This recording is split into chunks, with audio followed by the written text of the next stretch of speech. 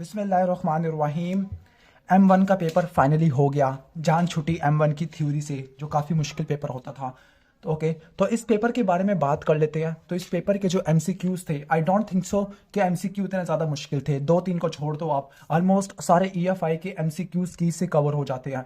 तो I think so कि majority के 40+ आ जाएंगे। जिनके नहीं भी हुए सही खैर है, M2 के भी आपके EFI से कवर हो जाएंगे। तो जो MCQs थे M1 के, वो तो रिलेटिवली ईजी थे।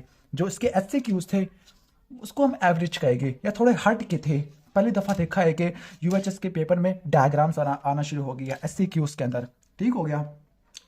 जिसने भी देखा होगा कि ECG है या काला सा चेस्ट एक्सरे पड़ा हुआ है तो उसका दिमाग खराब हो गया होगा, लेकिन जब देखा होगा कि इतने आसान क्वेश्चन है तो या उसकी तसल्ली हो गई होगी। इन शॉर्ट, जो MCQs थे वो थोड़े ईजी थे, SCQs एवरेज थे। और आई थिंक इस क्वेश्चन पे कंट्रोवर्सी उठेगी। पांचवा सिलिक था, छठा भी कुछ लोग कह रहे हैं सिलिक है, कुछ लोग कह रहे हैं माइल्ड अल्सरेटिव कोलाइटिस है, कुछ क्रॉस लगा के आ गया है, कुछ IBD लगा के आ गया है। आई नो इस पर बहुत सारी क्या बनेगी, कंट्रोवर्सीज बनेगी। ठीक है, वो आप पे छोड़ देता हूँ, आपने जो मर्जी लगाया। सही है। तो ये पेपर था। ओवरऑल पेपर बात करें तो ठीक था, एवरेज पेपर था। MCQs इजी थे, SCQs दरमियान वाले थे। ओके, तो ये हो जाएगा। अब ये ट्रैप भी हो सकता है। कैसे कि UHS ने गूगली खेली है, M1 के MCQ आसान बना दिया है। डैट मीन्स M2 के MCQs मुश्किल हो सकते हैं। M1 के SCQ एवरेज बना दिया है। M2 की या तो बहुत ईजी हो सकती है या बहुत मुश्किल हो सकती है। ओके, यानी जो M2 का पेपर है ना, वो M1 जैसा नहीं होगा। पहली बात तो आपने ये देख लेनी है। दोबारा कह रहा हूँ, M2 का पेपर M1 जैसा नहीं होगा। या तो उससे भी ज़्यादा आसान हो जाएगा, या फिर मैं कहना नहीं चाहता वो हो जाएगा। सही है।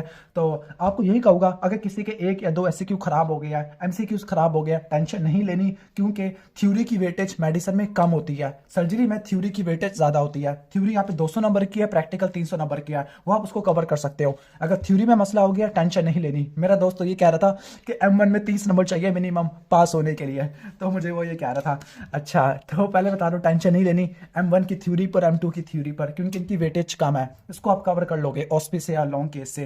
वो सर्जरी में आपने टेंशन लेनी होती है, और आप पूरा जोर लगा दो M2 के ऊपर, जो थोड़ा सा अजीब सा पेपर आने वाला है। तो ये रिव्यू था। एट्रियल फिब्रिलेशन है। Okay, this the left ventricular heart failure, mitral regurgitation की भी हिस्ट्री है, स्टेटस एपिलेप्टिकस है, लीवर डिफीजन है, सिलिक डिजीज है, क्रॉन, सिलिक या IBD जो मर्जी लगा दो, हेपेटिक एन्सेफलोपैथी, हिमोलिटिक एनीमिया, और लास्ट में SLE का पूछा हुआ था। तो ये पेपर का रिव्यू है। ओवरऑल एवरेज पेपर था। लेट्स होप कि M2 का पेपर कैसा आता है।